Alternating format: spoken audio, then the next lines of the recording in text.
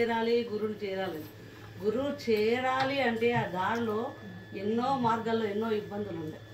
ఇప్పుడు మనం కూర్చొని మన శరీరాన్ని నిలుపుకోవడానికి ఎలా ఆరోగ్యం బాగుండాలంటే ఎలాంటి ఆహారం తీసుకుంటున్నామో ఆ ఆహారం ఎక్కువ తీసుకున్నా కష్టమే, తక్కువ తీసుకున్నా కష్టమే, తినకూడని తిన్నా కష్టమే.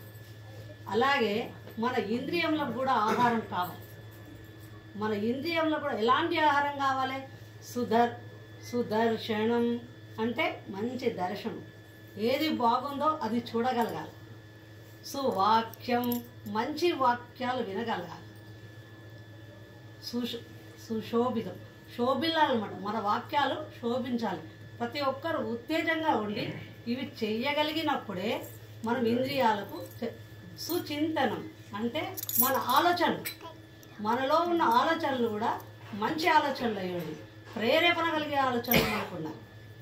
ఎవరికైనా సుశబ్దం, సుదర్శనం, సుచింతనం, సువాక్యం, ఈ 4 వాక్యాలు మనకేంటంటే ఇంద్రియాలు జయించడానికి అవసరం. ఇంద్రియ నిగ్రహం ఎప్పుడైతే జరుగుతుందో, ఆ వాక్యాలు మనం ఎప్పుడైతే వినాలని ఆసక్తి కలుగుతుందో, అది విన్నప్పుడే మనల్ని గురువు చేరాలని మన మనసుకు అనిపిస్తుంది. అక్కడికి చేరే మార్గం సుగమం అవుతుంది మనకు. ఇవన్నీ ఉండి మనం గురువు చేరాలి అంటే చేరం. అది చేరడానికి ఇవన్నీ మనకు అవసరం. ఇవన్నీ చేస్తూ కూడా మనకేముంది, ఆహారాన్ని తీసుకున్నప్పుడు ఎలా ఉందో ఈ సద్భక్తుల చేత, వీళ్ళ మాటల చేత విన్నదాన్ని మనం మననం చేసుకుంటూ దాని ప్రక్రియలో ముందుకు పోతూ సాగాల్సింది ఉంది. మన ఒక రకంగా ఎలా ఉంటుందంటే, వాక్యం చెప్తున్నప్పుడు, ఏది బోధిస్తున్నప్పటికీ మనకు దాని యొక్క అనుభవం తెలియాలి. అనుభవం తెలియాలంటే మామూలుగా చెప్తుంటారు, అందరూ చెప్తుంటారు ఏమని, లడ్డు తీయగా ఉంటుంది, తీయగా ఉంటుందని చెప్తున్నాం. లడ్డు తీయగా ఉంటుంది, ఇచ్చినా యావత్తు తీయగా ఉందని చెప్పినా అది అనుభవంలోకి రావాలి. లడ్డు ఎలా ఉంది? తీయగా ఉంది. నేను తింటే కదా తెలిసేది. మనం తింటే తప్ప దాని తీపి తెలియదు. అది తెలియడానికే గురుదేవుడు అవసరం. ఆ లడ్డు ఎలా ఉంది అంటే మీకు ఏ విధంగా తినిపించి చూపిస్తున్నాడు. ఆ రూపకంగా తీయదనాన్ని తెలియజేస్తూ ఆయన యొక్క విద్యత్తును కానీ, ఆయన విద్యను కానీ, నువ్వు చేస్తున్న పని ఇది అని తెలిపినప్పుడు ఆయన చేసే బోధనలతో ఏదైతే మీకు గురువు చెప్తున్నాడో ఆ చెప్పే వాక్యంతో పాటు ఆయన అనుభవాలను రంగరించి కూడా మీ యొక్క దారి, మీ యొక్క మార్గాన్ని సుగమం చేస్తున్నాడు గురువుగారు. అందుకని గురువు అవసరం మనకు, గురువు యొక్క బోధనలు అవసరం మనకు. అందుకే ఒక కవి గురువు ఒక వాక్యం చెప్తున్నాడు మనకు.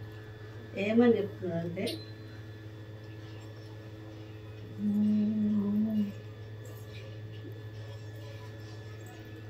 గాలి, నేను ముందు అర్థం చెప్పి నీకు పాట రూపం పద్య రూపంలో చెప్తాను. గాలిలో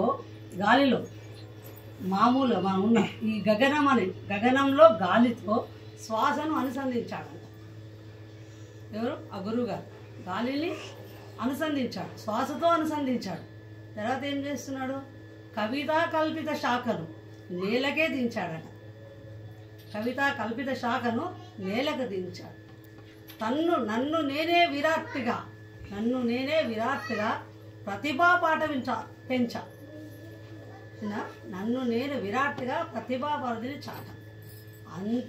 అవధులు లేని వినయంతో అమ్మకు తల వంచా అని చెప్తున్నాడు. అదే నీకు పద్య రూపంలో చెప్తాను.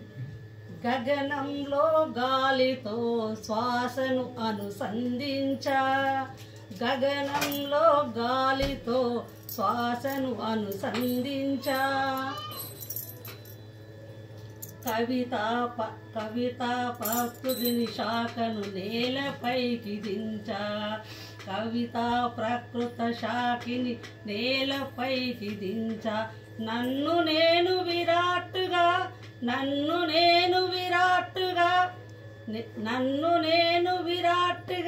ప్రతిభా పరిధిని పెంచా, అవధుల్లేని వినయంతో అమ్మకు తల వంచా.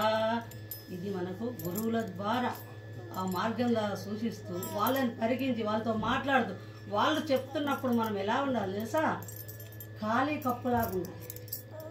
ఏది ఉన్నా అందులో పోసుకోవాలి మనం. వాళ్ళు చెప్తున్నది నింపుతూ ఉండాలి. అదే జ్ఞానం, అది మన బుర్రలో ఉంచుకొని దాన్ని ఈ గురు మార్గంలో నడిపిస్తూ అందరూ దానికి దోహదపడుతూ ఆధ్యాత్మికాన్ని ముందుకు నడిపిస్తారని కోరుతూ